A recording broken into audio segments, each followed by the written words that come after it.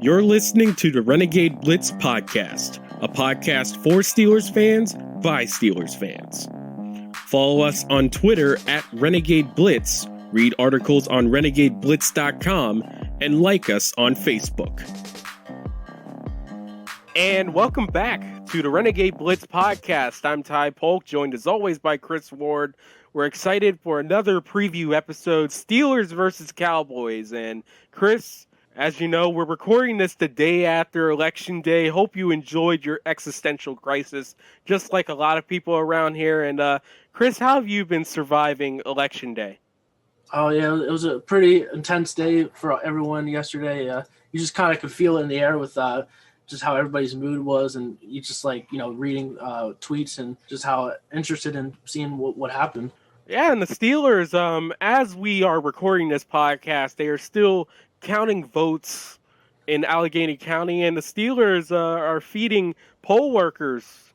Yeah, it was reported today by KDKA that the Steelers bought dinner for the Allegheny County election workers, which was just a great gesture by the Steelers organization because those workers there have been working a lot of hours. I think I read that.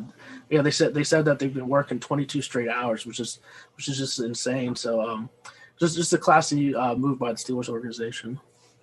And getting back into football news, Stephon Tuitt was named AFC Defensive Player of the Week.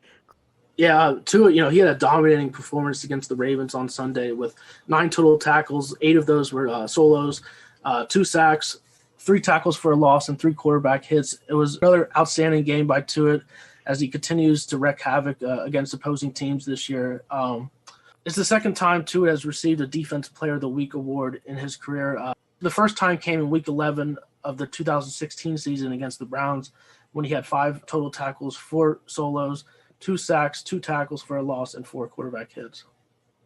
So hopefully we see more Steelers get Defensive Player of the Weeks and also add in to Defensive Player of the Month like TJ Watt got last month. I was just going to say about with Tuitt. He's the 4th player from the Steelers to be honored for a league award this season. Chase Claypool was named AFC Offensive Player of the Week for his 4-touchdown performance against the Eagles in Week 5. TJ Watt won AFC Defensive Player of the Week for his Week 2 performance against the Broncos. And as you mentioned, he was named AFC Defensive Player of the Month for September.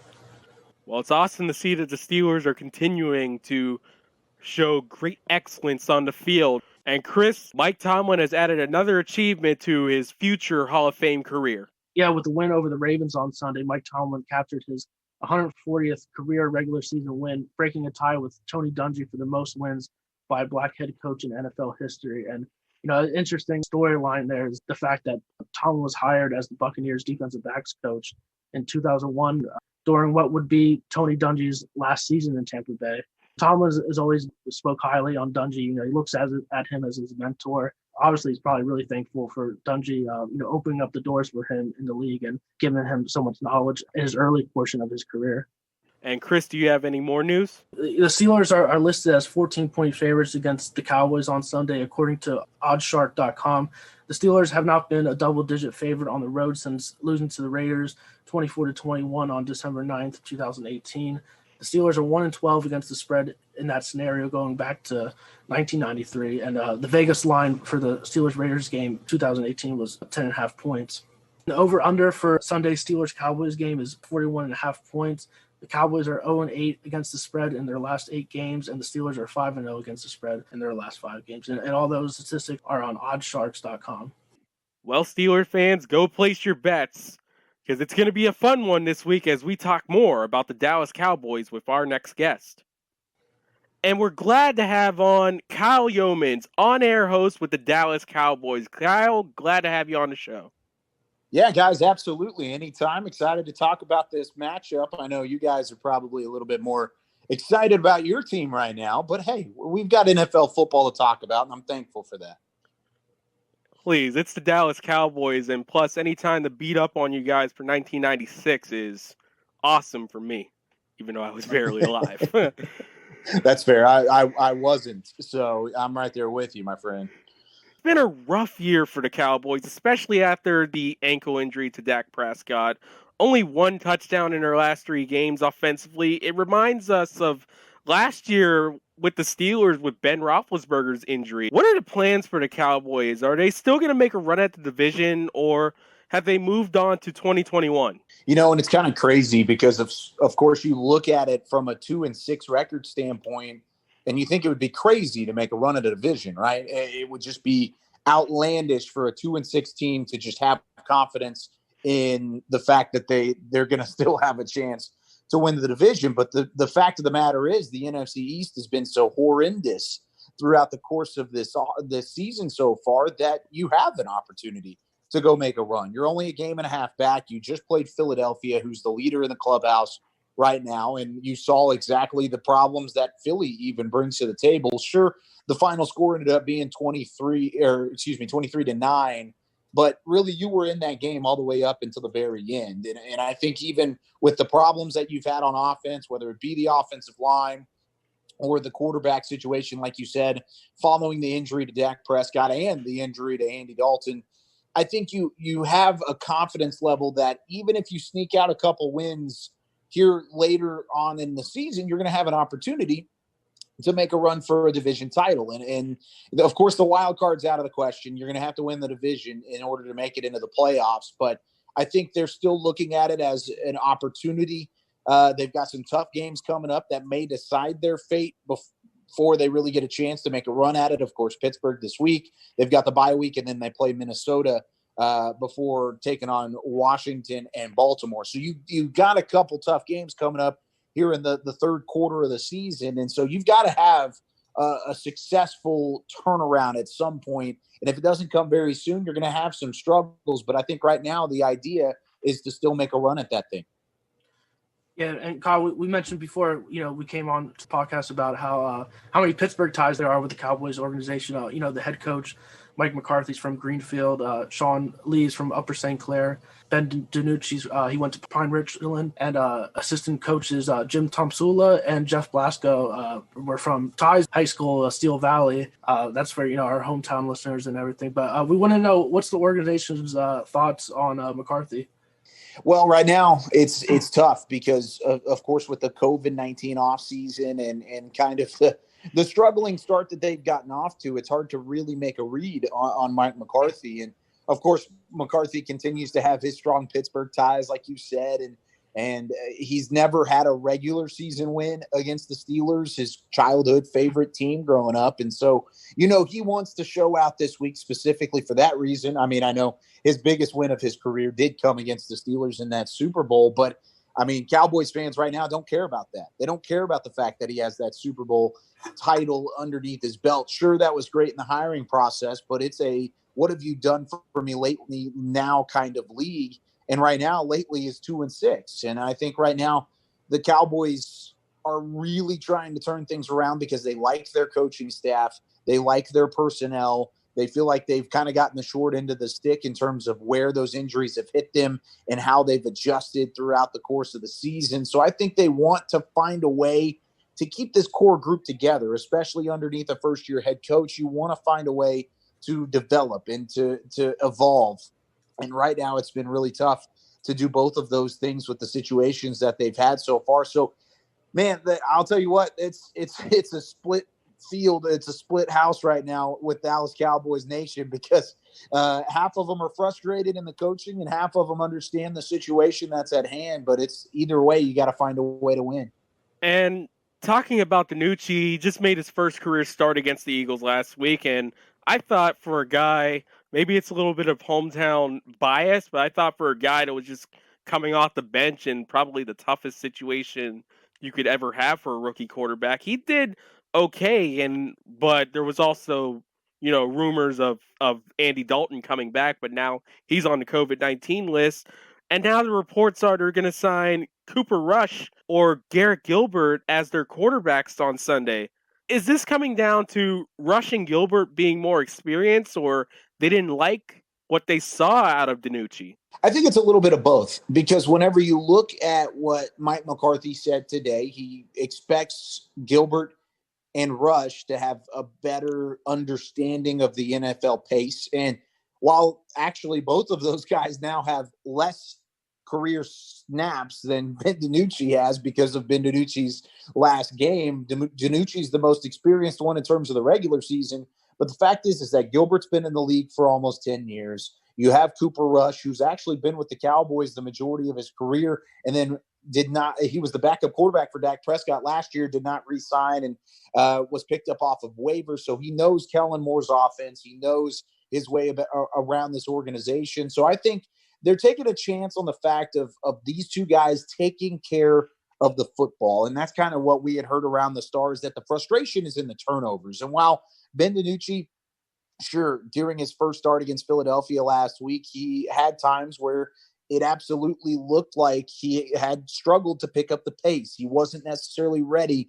It seemed like he struggled to find himself behind that struggling offensive line for the Cowboys against the stout Philly pass rush. And I think the turnovers were the things that kind of continued to overflow things for Ben DiNucci and to kind of cement his backup status. And I think they're hoping that Cooper Rush or Garrett Gilbert will find a way to hold on to the football a little bit better. We'll see if that's the case on Sunday against a team that definitely likes to take the football away from time to time. And so I think it'll be interesting to see whether or not you'll see those experienced guys do better than Ben DiNucci, because like you said, there were goods and there were bads, but I think right now they just need to go with the experience. Will we be seeing the double reverse again? I don't know. It didn't work very well. The one where they did have the double reverse that worked to CeeDee Lamb.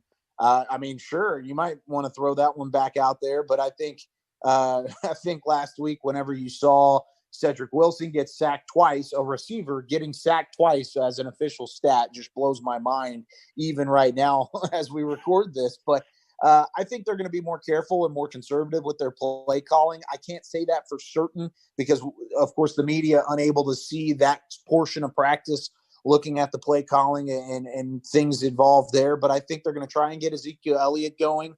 I think they're going to at least try and get the ball into the receiver's hands on the outside, whether it be Amari Cooper, Michael Gallup, or CeeDee Lamb. But in terms of the trickery, I don't think it's off the table, but it might be on the back burner for now. And Ezekiel Elliott has struggled this season by his standards, rushing for 521 yards on 132 attempts and 5 touchdowns. He's averaging, only 3.9 yards per carry. He hasn't rushed for 100 yards or more in a game this year. One of your co-hosts, Rob Phillips, said that he's in the top 11 in runs of 10-plus yards or more, tied with James Conner and Alvin Kamara, all while he's going to have his lowest carry total since 2017, where he was suspended for 6 games that year. What could Elliott and Tony Pollard do against the Steelers defense while coming off their worst performance against the run in 27 years, which is still a notoriously tough defense? Yeah, I think they have to find a way to move like they did against Philadelphia, really, because Philly was the first game that you found a bit of a rhythm with the interior of your offensive line. You got a rookie at center in Tyler Biadasz, who came in and has filled in quite nicely for Joe Looney, who was hurt earlier in the season. Zach Martin was back from his concussion. He missed the game, and now he's back at right guard.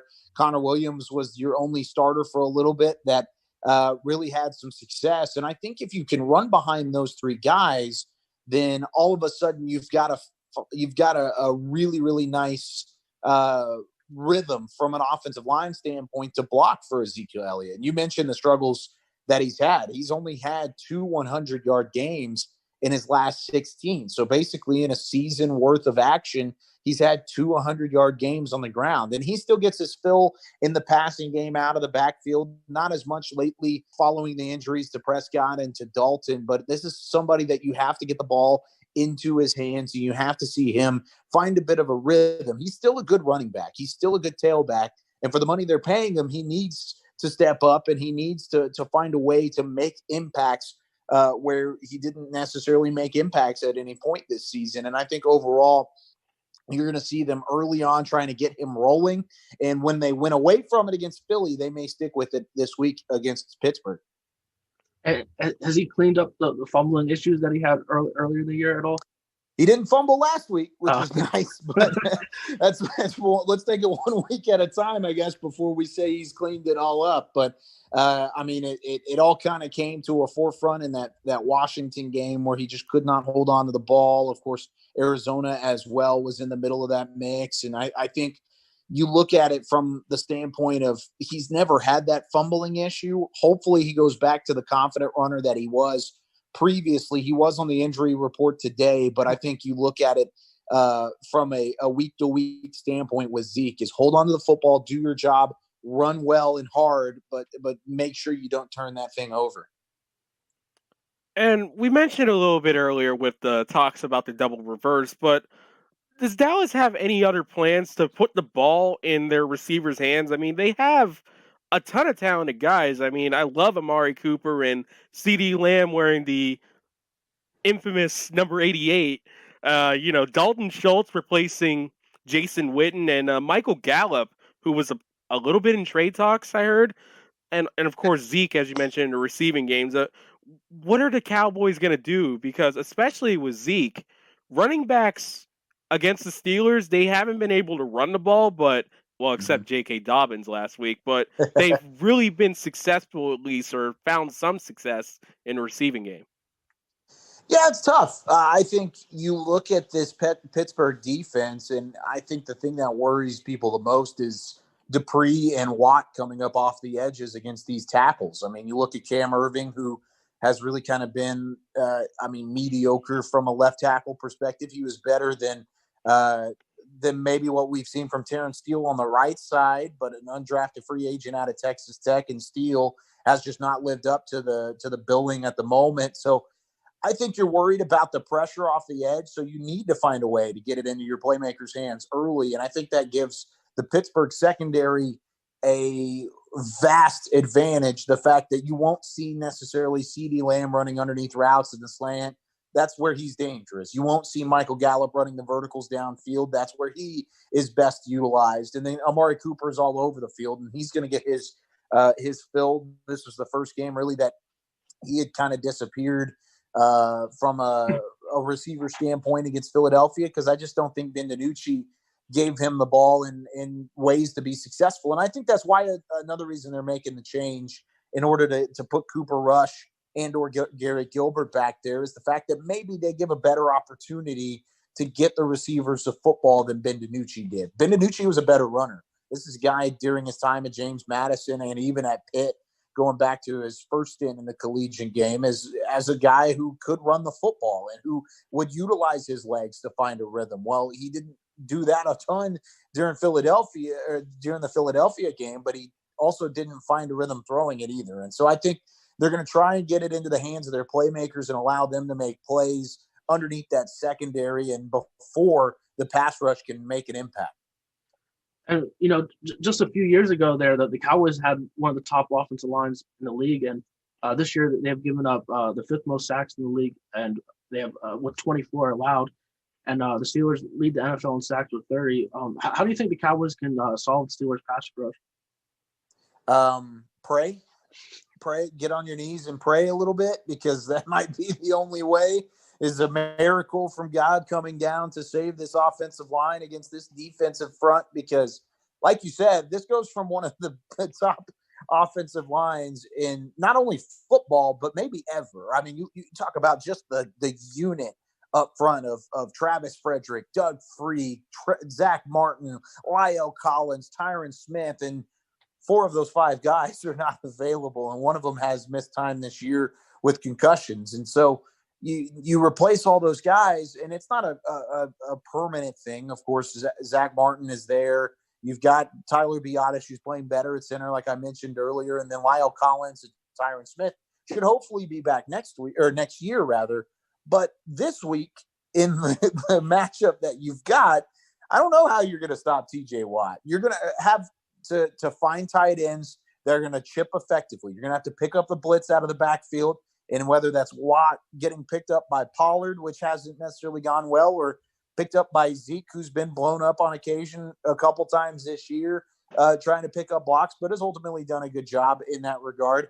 They're going to have to be creative in how to slow down this pass rush. And that's kind of what I was talking about earlier is you take the 2.5 seconds that you would normally have as a quarterback to throw the football in a pocket and shrink that down to about 1.5 seconds. And that's about the time that you're going to have to make a play as a quarterback behind this offensive line. And maybe even slower than that whenever you have some of those guys barreling down on you like Pittsburgh will bring to the table.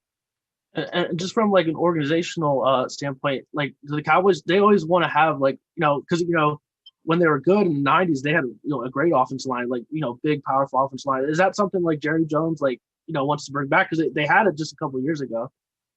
Yeah, absolutely. They want to build the offensive line first and then find those guys around them. And I think they felt really good about this offensive line going into this season. Connor Williams going into his third year, and then you had Martin back, you had Collins back, who came off of a career year last year. And then Martin, even though he's getting up into his 30s, he's still a guy that you could rely on out at the left tackle spot. But the injuries hit him hard in that spot more than any other place. And I think that's really where this team has struggled. That's why Zeke hasn't run the ball as effectively, is because he's not getting the holes that he once had previously. He's not seeing linemen get to the second level as quickly as they had prior. And I think whenever you look at Dak Prescott, he hit a lot of those issues early on. And the fact that he is as good as he is kind of showed that this is an offensive line that needed work, but you could survive with. And then once Dak Prescott went down, it wasn't necessarily a survival thing at all. That was what you were playing for,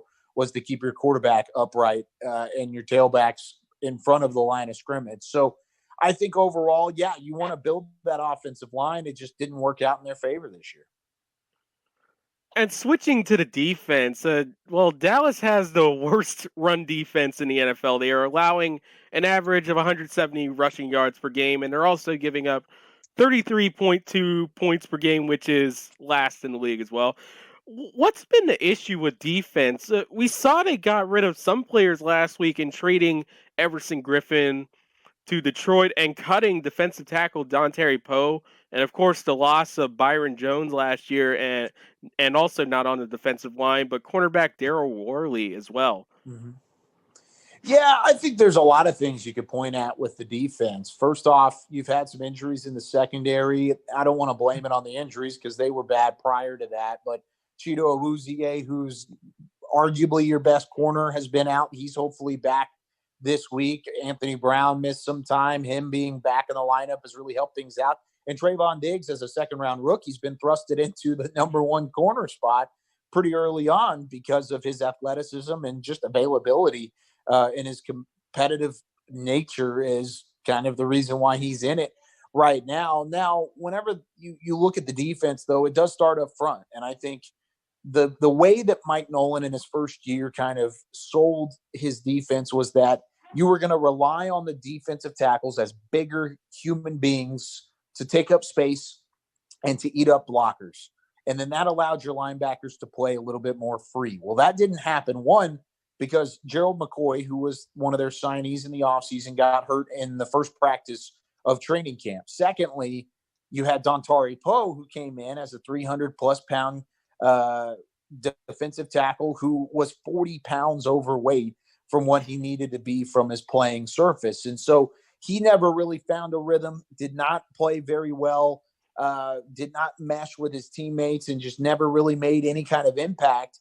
And Daryl Worley was one of those guys in the secondary that found a way into the lineup based off of the injuries, but was pretty bad in terms of miscommunication, in terms of some of the things that he brought to the table, just didn't really work out the way that they thought it would. And so I think overall you've had a lot of hit and misses with this defense. Trayvon Diggs looks like a guy who could be a star in the league later on down the road, but he's still a rookie and he's learning and he's going to get beat, especially once or twice a game against good receivers. And I think you'll see that this week, either with Juju Smith-Schuster or with Chase Claypool. I think one of those guys will probably get Trayvon Diggs once this week. And then in the second level, when you talk about the linebackers, Leighton Vander Esch has battled a neck injury over the last couple of years. And then Jalen Smith just looks lost from time to time. It is really the case with him. He has not played very well. Last year he made a Pro Bowl, but even that was kind of tongue-in-cheek whenever it came to the Pro Bowl selection. So I think overall there's been a disappointing output from your linebackers. I think Leighton Vander Esch is finding a rhythm, had a really good play against Philadelphia, but overall just the pieces of the puzzle that you expected to fit perfectly for this defense just never really worked out. Yeah, you go ahead, Ty. Well, we've always, because he's on the free agency list, and just so we get it out of the way, have the Cowboys thought about giving a call to Earl Thomas? I mean, that was his goal at one point, and while Houston, I guess, is not going to touch him with a 79.5-foot pole, why not let it fly for Dallas? Yeah, I think that's kind of the mindset of a lot of the fans is why not? I mean, look at what we've got back there right now. Xavier Woods isn't turning any heads, at least in a positive manner. And then you've had kind of a revolving door at that strong safety spot. And so why not throw Earl Thomas back there? I think there's a lot of off-field issues that are not necessarily been brought to the public just yet with Earl. And I think there's a reason why 31 other teams have not wanted to touch him with a 80-foot pole as well. And I think it's unfortunate because of the guy that he is. I think it's unfortunate because of the kind of player that he is and the kind of success that he could potentially have in a defense like this, where he would step in immediately and be the star. He would step in and be the guy that everyone turned to in order to look at, to lead them to being better, just straight up better, really, whenever it comes to the defensive side of the football. And I think the off the field issues have deterred not only the Cowboys, but the rest of the NFL away from Earl Thomas for now. But hopefully he gets that under control and he's back in the NFL and maybe with the Cowboys. You never know before you know it. Yeah, Aldon Smith, he's had a solid season this year. Leads the team in sacks with 5. And DeMarcus Lawrence has an 89.9 grade from PFF, which ranks 3rd among edge rushers this year. How have Smith and Lawrence been? Have Smith and Lawrence been two of the few bright spots on the defense this year? Yeah, I would say so. I think they played really well. Now, DeMarcus Lawrence will get a lot more flack from Cowboys fans because of his bigger contract. But I think overall, if you turn on the film and you actually watch the tape, this is a guy who's a disruptor. He's going to come in. He leads the team in pressures. He's somebody that continues to pester quarterbacks on the opposing team. And I think he's made some of the bigger impact plays that we've seen this season, and I think he'll continue to do so. I think he's one of the best edge rushers in the league. And like you said, Pro Football Focus agrees. Cowboys fans may not agree. He's kind of been an easy scapegoat for the defensive struggles. As for Aldon Smith, whenever you brought him in, specifically off of the 5-year hiatus from football and his suspension that he had served, when you brought him in, you said any kind of production is good production. Well, he's given you production. He had a 3-sack game earlier this season. He's continued to play well. He's eating up double teams. He's trying to make things easier on the interior of that defensive line. He's not going to be a flashy player, I don't think, like he was in San Francisco. He's not going to put up just incredible numbers, but he's putting up good numbers. And the fact that he's come in and played admirably since really getting put into the starting lineup and thrown into the NFL again for the first time in 5 years, he has absolutely been a bright spot. And there's a reason the Cowboys didn't really want to listen to the trade talks with Aldon Smith. So apparently Seattle had made a call for Smith and they rejected that and said, no, we like our value with Aldon Smith and we want him to be a part of this defense moving forward. So I would expect to see 58 back on the Cowboys next season. And the Cowboys rank 8th in passing yards allowed at 214 yards per game. Mm-hmm. And of course, you talked about Claypool, but there's also a bunch of other guys, Deontay Johnson, the aforementioned Smith-Schuster, even James Washington, Ray McLeod, and that's before you get to the tight ends. I was about to say those tight ends scare me, man. Well, Eric Ebron scares me. Well, what do you guys like?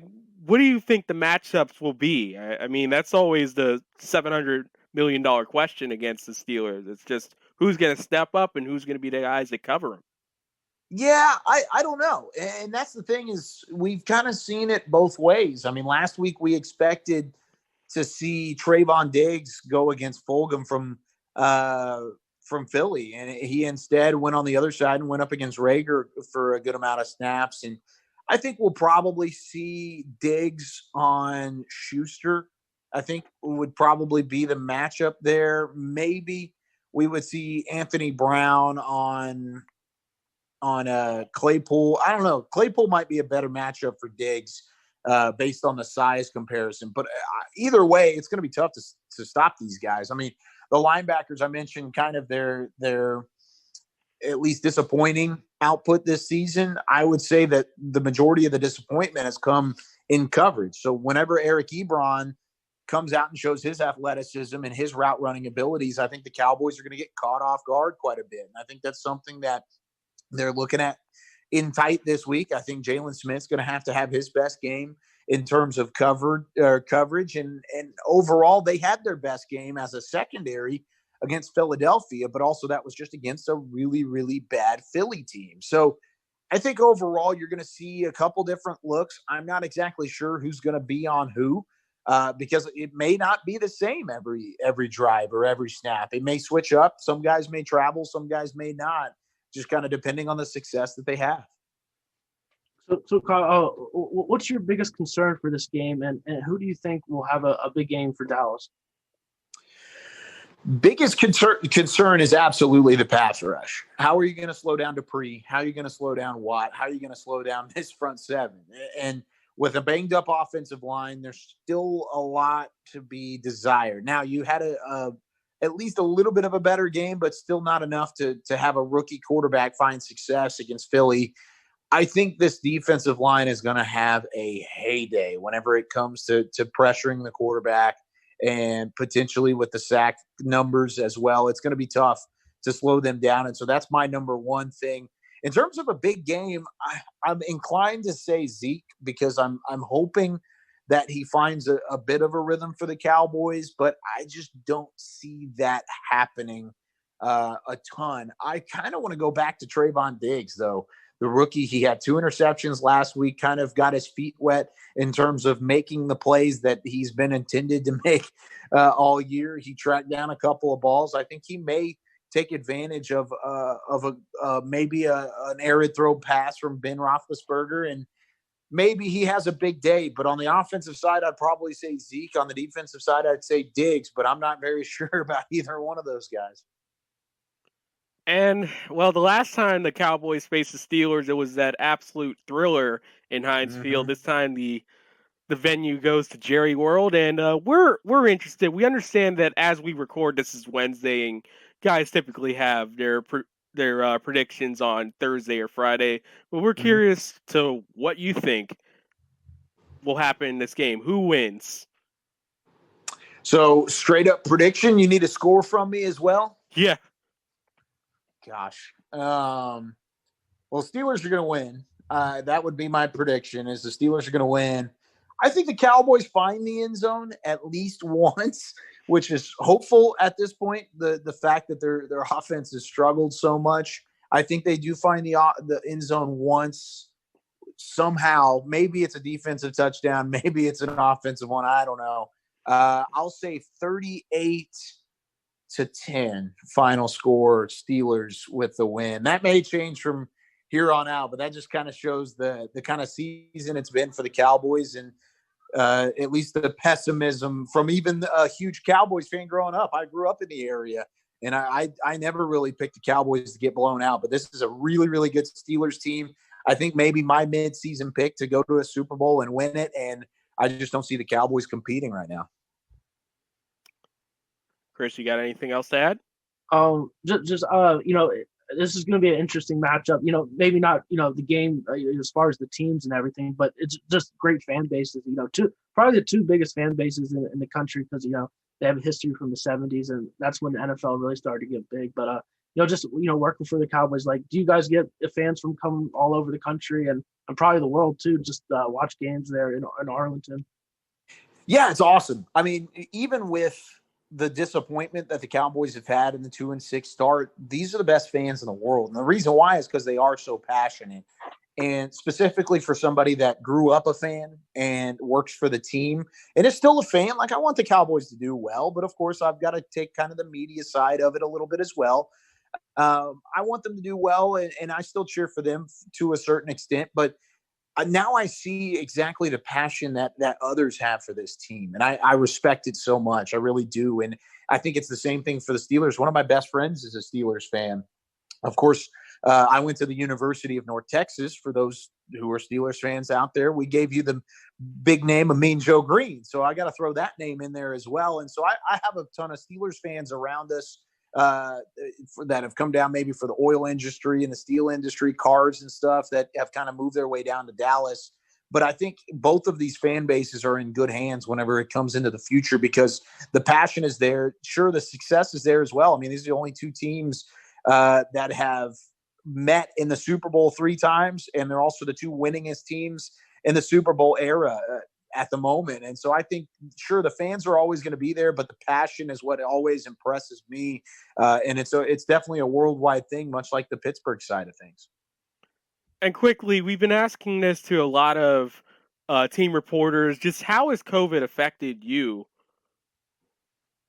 Yeah, it's different. It's interesting because we don't have the access that we would normally have in a normal NFL season. Of course, with the Star, I don't know if you guys have heard as much about the Star, but it's a fantastic facility. It was built just recently, and they basically have it to where the players and the employees on a normal basis intertwine. I mean, they eat in the same spot. They are available to work out in different spots, and it's kind of a cool environment to where you're in lunch with your coworkers, and you've got players in front of you and behind you, coaches kind of talking with you and stuff like that. It's really a fun thing. You don't get that now, though. I mean, they've basically cut the facility in half to where if you're tier 1 or tier 2 NFL employee, then you are in that side of the building. And if you're not, then you're only allowed in a certain side of the building. And I'm one of the very few that's lucky enough to where I've gotten to watch practices. I've gotten to be in the building every day. I'm there on game days to host the pre and post game shows. And so in terms of me specifically, it's affected me in the access that we have, but it's also given me a chance, or it's still allowed me the chance to cover the team close to what I would normally, but just with a little bit more distance and definitely some masks involved. And that's Kyle Youmans, on-air host with the Dallas Cowboys. Kyle, thank you for being on the show. Absolutely, guys. Anytime. Good luck this week. And that was Kyle Youmans, on-air host for the Dallas Cowboys. Be sure to follow him at Kyle Youmans on Twitter. And Chris, it's now time for our predictions. And in a nice twist of fate, I actually predicted the winner, and I was also pretty close to the score, unlike you. Yeah, last week I got it wrong. I probably read too much into the Ravens, their record coming off the bye, which initially it helped them. It looked like obviously in that first half, but the second half the Steelers got things together and came back and won the game. But what I have it last week, I had 26-20 Ravens winning, but obviously the score ended up being 28-24 Steelers. This week I'm going the Steelers winning big here. Probably, I'm going to say 31-10. Like we mentioned before, the point spread's 14 points in favor of the Steelers, and the Cowboys. You're not sure who their quarterback's going to be, but it's going to be either Cooper Rush or Garrett Gilbert. Guys that have not played much in the league, and what are they going to give for Dallas's offenses? Probably not much. You would assume. And Chris failed to mention that I was the one that actually got the score correct. And just so the folks at home know, it was 31-24 Steelers. I was just 3 points off. And to make sure that Chris feels good about his pick this week, I will not be making a prediction. So we're interested to see who are your big time players for this week. I'm going to go with the pass rush, but probably more specifically, definitely TJ Watt again. I feel like I pick the same players every week. I have to do a defense and offensive one, so I'm going to go TJ Watt on the defense because he's just been a monster like every game this season. Same thing with Stephon Tuitt. Just that entire Steelers front is the best in the league, and they're going up against a weak offensive line there that they have in Dallas, and they're going up against like we mentioned, who knows, Gilbert or Rush, guys that you never heard of really, most average football fans and everything. So I think if you just beat up on that inexperienced quarterback and force turnovers, shut down Zeke and everything, the Steelers should win big here.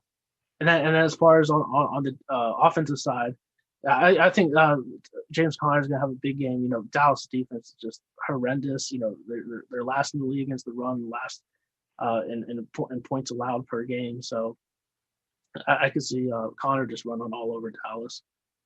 Even the receivers will probably have a big game. So I'm just going all in on the Steelers this week. I think it should be a blowout. Hopefully I don't jinx it, because how Steelers sometimes in the past play down to their competition and make it a close game and everything.